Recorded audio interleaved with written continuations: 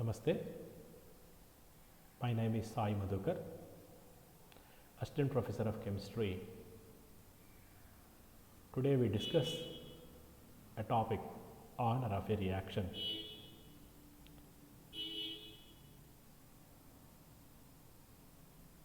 ఈరోజు మనం ఒక రసాయన చర్య యొక్క చర్యా క్రమాంకాన్ని ఎలా కనుక్కుంటాం అనేటువంటి విషయాలు, క్రమాంకం అంటే ఏంటి విషయాలు, అణుత అనేటువంటి విషయాల గురించి మనం నేర్చుకుంటాం. సో దానికంటే ముందరగా రేట్ కాన్స్టెంట్ ఆ రేట్ వెలాసిటీ అంటే ఏంటో అర్థం చేసుకుందాం.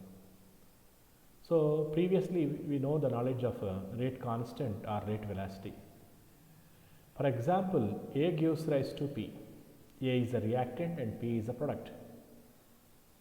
For the rate of reaction, R is equal to minus dx by dt, which is equal to minus dA by dt, which is equal to K into A. So,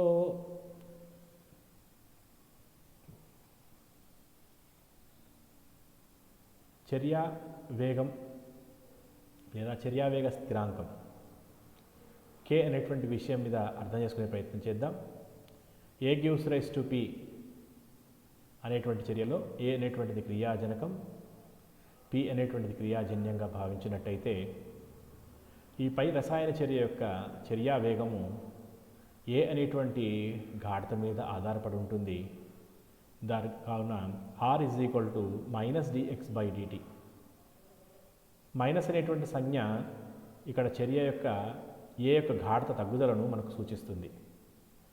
so minus dx by dt is equal to minus dA by dt, which is equal to K into A. So Kనే మనం ఇక్కడ proportionality కాన్స్టెంట్గా మనం చెప్తూ ఉంటాం. దాని rate constant or velocity కాన్స్టెంట్గా మనం చెప్తూ ఉంటాం. So R is equal to minus dx by dt is equal to minus dA by dt, which is equal to K into A concentration. So R is known as proportionality constant. K is known as proportionality constant, called rate constant or velocity constant. For example, if you observe another example, A plus B gives rise to products. So how can you write the rate of reaction, rate of equation R is equal to dx by dt is equal to concentration, that is K into concentration of A into concentration of B. So ఇక్కడ రెండవ సమీకరణం చూస్తున్నాం. A plus B అనేటువంటి కలిసిపోయి క్రియాజన్యాలుగా Pగా మారినట్టయితే ఇక్కడ చర్య వేగం అనేటువంటిది R is equal to dx by dt, which is equal to K into concentration of A into concentration of B. అదేవిధంగా మూడో సమీకరణం NA number of moles of A plus N moles of A plus M moles of B, which is reacting to produce products. Then R is equal to dx by dt, which is equal to K into concentration of A to the power of N into concentration of B to the power of M. So NA plus MB అనేటువంటి సమీకరణంలో చర్య జరిపి ప్రొడక్ట్స్ని ఏర్పరిచినట్టు క్రియాజన్యాలు ఏర్పరిచినట్టయితే R is equal to dx by dt, which is equal to K into concentration of A to the power of N into B to the power of Mగా మనం రాస్తాం. దీన్నే మనము చర్యావేగ స్థిరాంకము లేదా చర్యా rate స్థిరాంకంగా మనం చెప్తూ ఉంటాం. దీన్ని Kతో సూచిస్తూ ఉంటాం. So here K is called as rate constant or velocity constant. So order of a reaction. The sum of the powers of concentration terms in the rate equation is called as order of a reaction. ఇందాక మనం చూసుకున్నటువంటి rate సమీకరణం ఏవైతే ఉన్నాయో, ఉదాహరణకి మొదటి ఉదాహరణ లోపల A gives rise to P, R is equal to K into A కాన్సన్ట్రేషన్గా మనం చెప్పుకున్నాం. దాని ఒక రేటు సమీకరణం చెప్తాం. అదేవిధంగా A plus B gives rise to P ప్రొడక్ట్స్లో సమీకరణం చూసినట్టయితే R is equal to K into concentration of A into concentration of B, ఇదొక రేటు సమీకరణం. అదేవిధంగా మూడో ఉదాహరణ చూసినట్టయితే NA plus MB gives rise to products అనేటువంటి చర్య లోపల R is equal to K into A to the power of concentration to the power of N into concentration of B to the power of M అనేటువంటిది కూడా చర్య rate సమీకరణంగా చెప్తాం. ఈ rate సమీకరణంలో ఉండేటువంటి గాఢత పదాల ఘాతాల మొత్తాన్నే మనము చర్యా క్రమాంకంగా చెప్తాం. So the some of the powers of the concentration terms in rate equation is called order of reaction. So ఇందాక మనం చెప్పుకున్నటువంటి ఉదాహరణ, చివరి ఉదాహరణ చూసినట్టయితే చివరి ఉదాహరణ Na + Mb gives rise to P, R is equal to dx by dt is equal to k into a to the power of n into b to the power of m లోపల ఇది ఒక rate సమీకరణము. ఇక్కడ గాఢత పదాలు ఏవైతే ఉన్నాయో ఏ అనేటువంటి గాఢత, బి అనేటువంటిది గాఢత, వీటి గాఢత పదాల ఘాతాల మొత్తాన్ని, సో ఘాతాలు ఏమేమి ఉన్నాయి, ఏ యొక్క ఘాతం n, బి యొక్క ఘాతం m, కాబట్టి ఇక్కడ చర్య యొక్క క్రమాంకము n + mగా తెలుస్తుంది మనకు. So according to the definition of order of a reaction, the sum of the powers of the what it is called concentration terms in the rate equation is called order of reaction. So if you observe the example, Na + Mb gives rise to P, so R is equal to dx by dt, which is equal to k into concentration of a to the power of n into b to the power of m. Here the concentration terms A and B, which had the powers n and m, so the sum of the powers are that is equal to order of a reaction is equal to n + m. For example, A gives rise to P if you observe. So here the k is equal to a to the power of concentration 1. So that's why the order of a reaction for A gives rise to P is only 1. If you go for A + B gives rise to P, R is equal to k into concentration of A into concentration of B. So A power is 1 and also B power is also 1. So then the order of reaction for A + B gives rise to P is equal to 1 + 1, that is equal to 2. So ఇక్కడ మనము A gives rise to P అనేటువంటి చర్య యొక్క రేటు సమీకరణాన్ని మనం R is equal to K into ఏగా చూపిస్తున్నాం.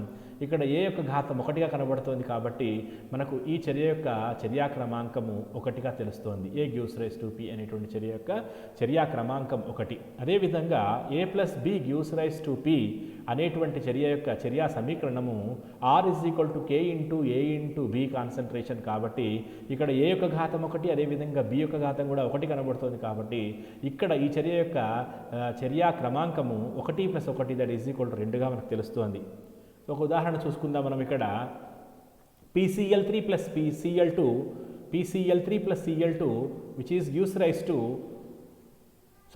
the reverse reaction. If you observe, PCl5 gives rise to Cl2 + Cl3, so PCl3, which has a first order reaction because decomposition of phosphorus chloride, phosphorus pentachloride produces to phosphorus trichloride and chlorine. So this reaction is called as first order reaction. And 2Hi gives rise to H2 + I2, which is the second order reaction. So పై చర్య మనం చూసినట్టయితే PCl5 అనేటువంటి విఘటన చర్య, reverse reaction వ్యతిరేక చర్య చూసినట్టయితే PCl5 gives rise to PCl3 + Cl2, ఇది ఒక ప్రథమ క్రమాంక చర్య ఉదాహరణ. అదేవిధంగా 2Hi gives rise to H2 + I2 అనేటువంటి చర్య చూసినట్టయితే ఇది ద్వితీయ క్రమాంక చర్యకు ఉదాహరణగా మనకు కనబడుతోంది.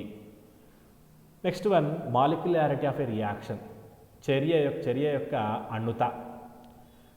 So the number of molecules or ions or atoms are participated in rate determining step or slow step is called molecularity. ఒక చర్య యొక్క చర్య అణుతను ఏ విధంగా నిర్వచించవచ్చంటే, రేటు నిర్ధారక దశ లేదా నెమ్మదిగా జరిగే దశ లోపల పాల్గొనేటువంటి అణువుల సంఖ్య కానీ లేదా పరమాణువుల సంఖ్య కానీ లేదా ఆయాన్ల సంఖ్యనే ఆ చర్య యొక్క అణుతగా మనం చెప్తూ ఉంటాం. ఉదాహరణకు మనం ఇక్కడ కింద సమీకరణం చూసినట్టయితే 2n2o is gives rise to 2n2 + O2గా మనకు కనబడుతోంది. కాబట్టి ఇక్కడ రేటు అనేటువంటిది k is equal to n2o యొక్క ఘాతము 2గా మనకు కనబడుతుంది, ఘాటత యొక్క 2గా కనబడుతోంది. సో ఇక్కడ చర్య 2 స్టెప్పుల్లో జరుగుతుంది, 2 దశల్లో జరుగుతుంది. n2o గివ్స్ రైస్ టు నెమ్మదిగా జరిగి n2 + Oగా విడిపోతుంది. అదేవిధంగా 2O పరమాణువులు చాలా వేగంగా కలిసిపోయి O2గా మార్పు చెందుతోంది. ఈ చర్య లోపల నెమ్మదిగా జరిగే దశ లోపల ఒకే ఒక అణు n2o మాత్రమే పాల్గొంది కాబట్టి ఈ చర్య యొక్క అణుత 1గా మనకు తెలుస్తోంది.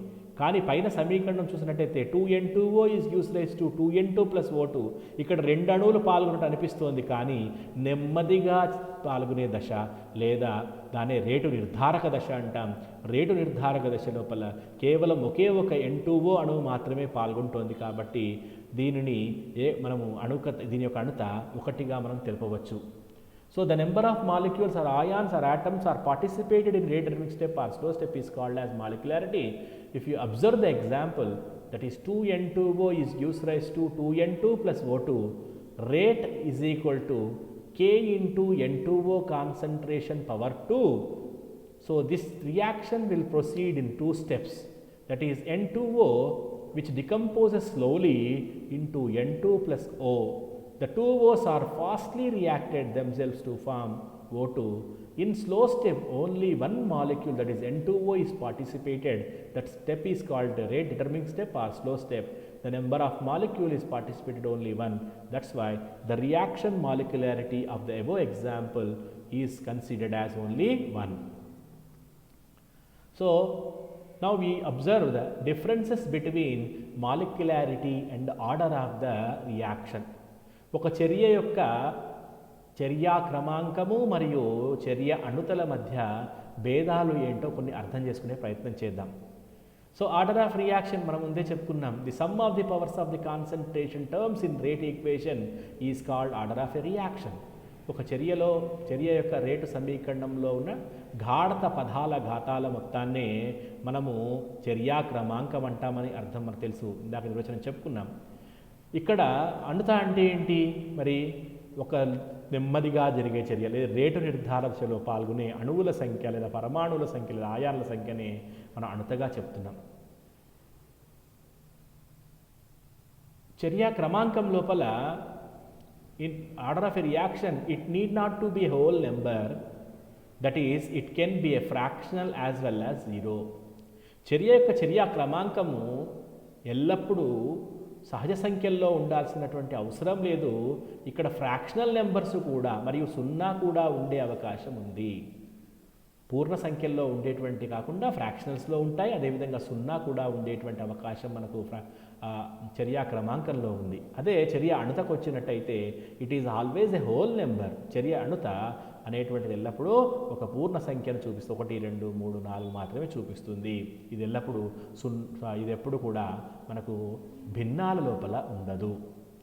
అదే చర్యా క్రమాంకం వచ్చినట్టయితే it can be calculated although it can be determined experimentally.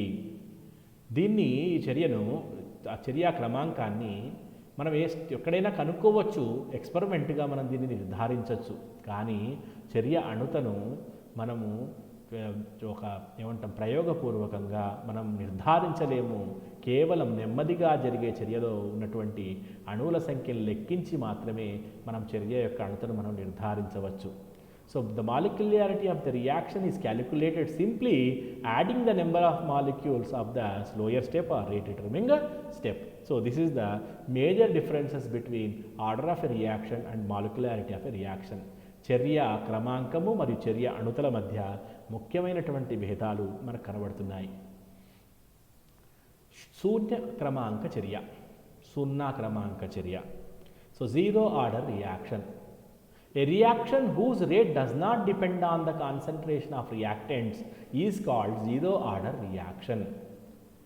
ఒక చర్య యొక్క చర్యా క్రమాంకం శూన్యం ఎప్పుడవుతుంది అంటే ఆ చర్య లోపల క్రియాజనకాల యొక్క గాఢత లోపల మార్పు ఏ విధంగా కనబడకపోతే, లేదా చర్యా క్రమాంకం యొక్క క్రియాజనకాల యొక్క గాఢత మీద ఆధారపడకపోతే అటువంటి చర్యను మనము శూన్య క్రమాంక చర్యగా చెప్తాం.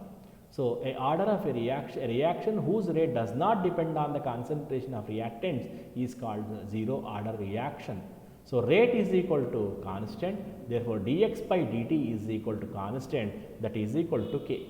So, ఇక్కడ రసాయన చర్య యొక్క చర్య రేటు అనేటువంటిది స్థిరాంకము. So, therefore dx by dt is equal to స్థిరాంకము, that is equal to k.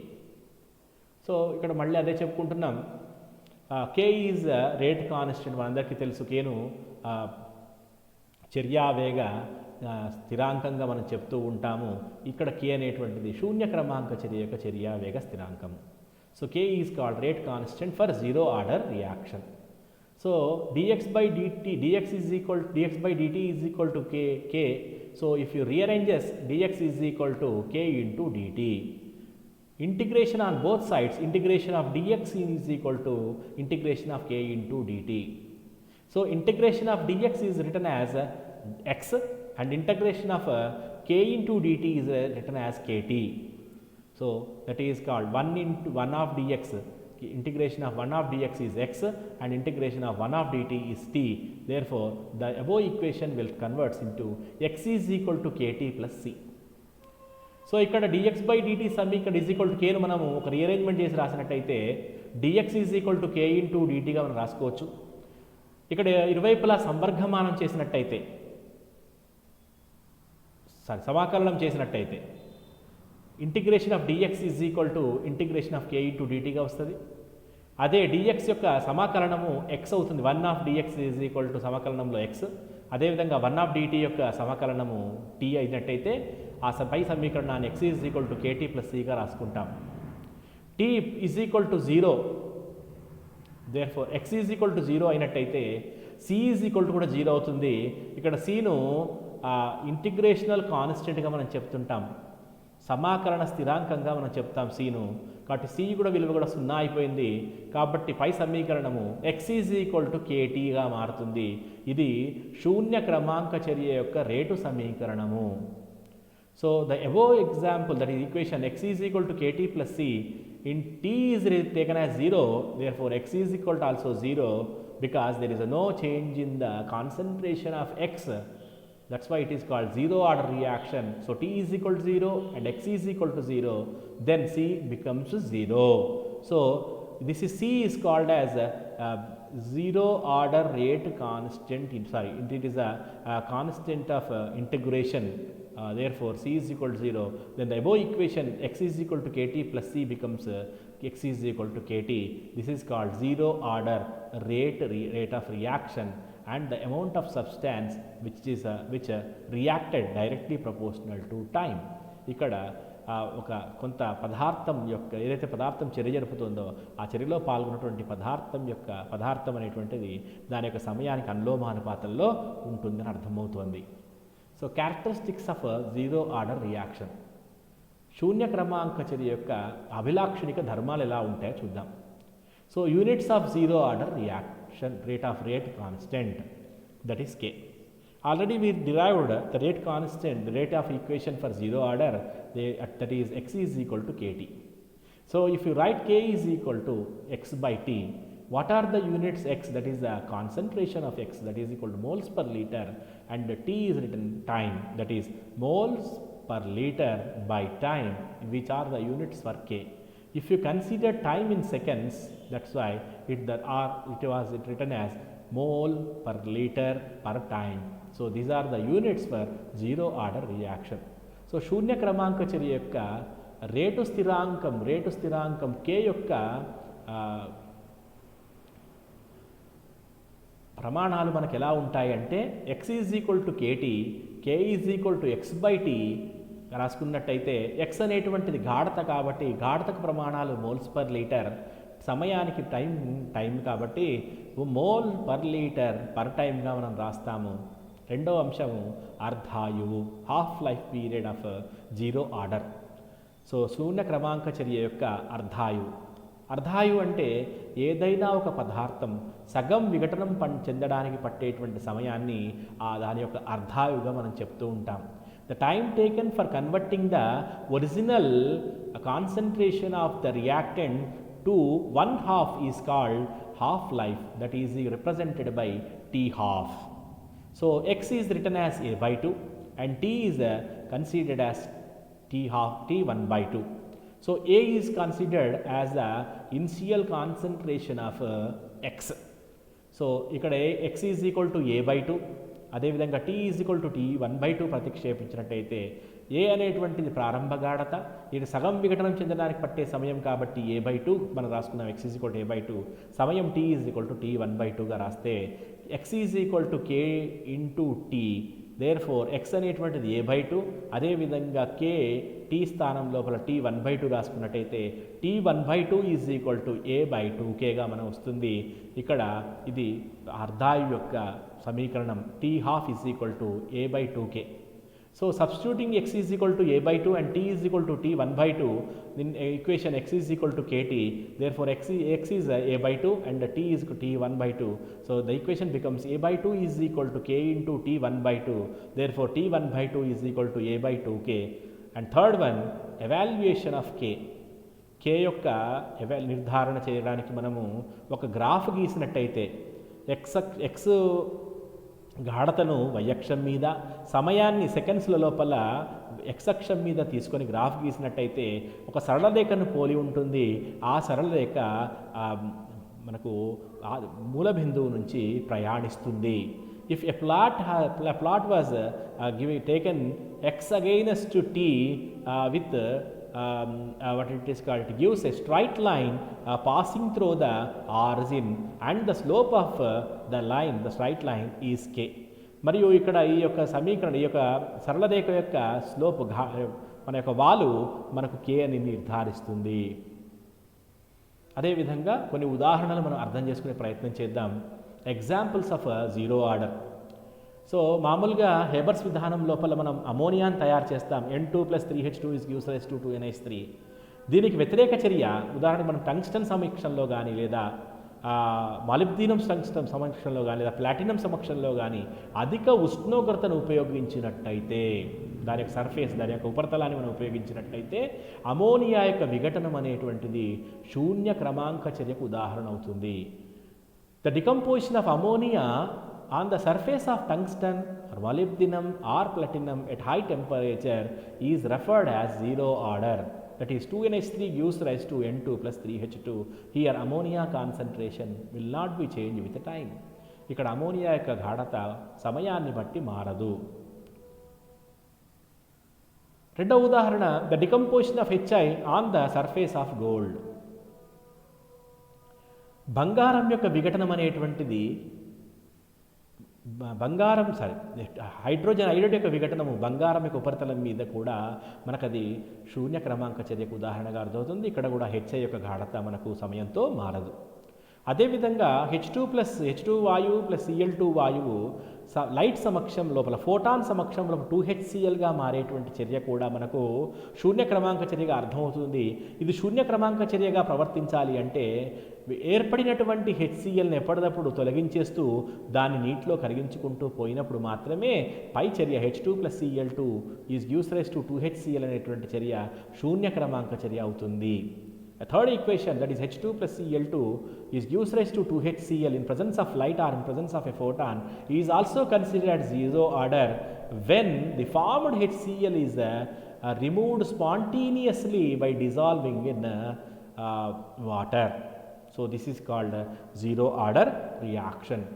So with this I will conclude my topic. Thank you.